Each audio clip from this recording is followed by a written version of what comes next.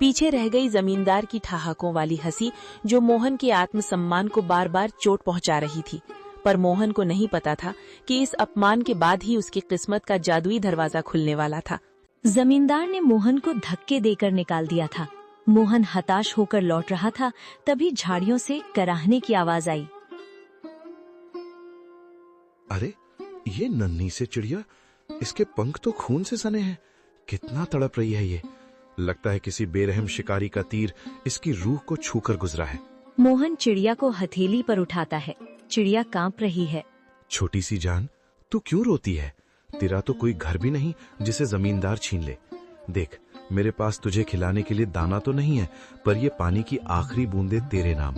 मेरी प्यास से बड़ी तेरी जिंदगी है। मेरी धोती का ये टुकड़ा शायद तेरे घाव ना भर पाए, पर तेरी तड़प को थोड़ा आराम तो दे सकता है। मोहन अपनी फटी कमीज का कोना फाड़ता है और बड़ी कोमलता से चिड़िया की पट्टी करता है। अचानक एक तेज रोशनी होती है और चिड़िया एक दिव्य परी में बदल जाती है। मोहन, मैंने आज तक महलों में सोने के थाल में 56 भोग खाते हुए लोग देखे हैं, पर तुम्हारे जैसा अमीर दिल नहीं देखा।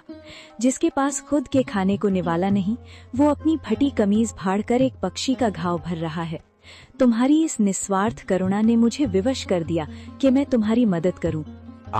आप कौन हैं देवी? मैं तो बस एक साधारण इंसान हूँ। मैं तुम्हारी परीक्षा थी मोहन।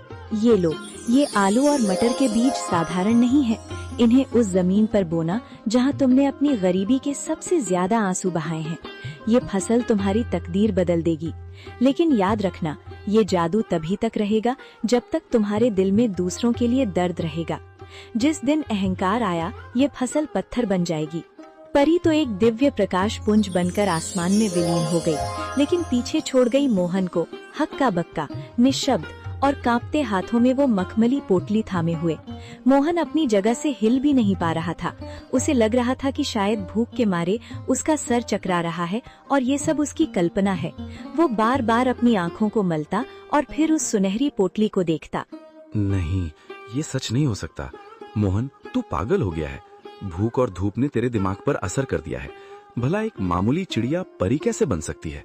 और ये बीज, ये मखमली कपड़ा, क्या सच में इसमें मेरी किस्मत बंद है, या ये मेरी आखिरी उम्मीद का कोई क्रूर मजाक है? अगर मैंने ये बात घर पर बताई तो बिमला हंसेगी। माँ कहेगी कि बेटा होश खो बैठा है। पर ये पोटली, इसका स्पर्श कितना कोमल है, जैसे किसी ने रूह को सहला दिया हो।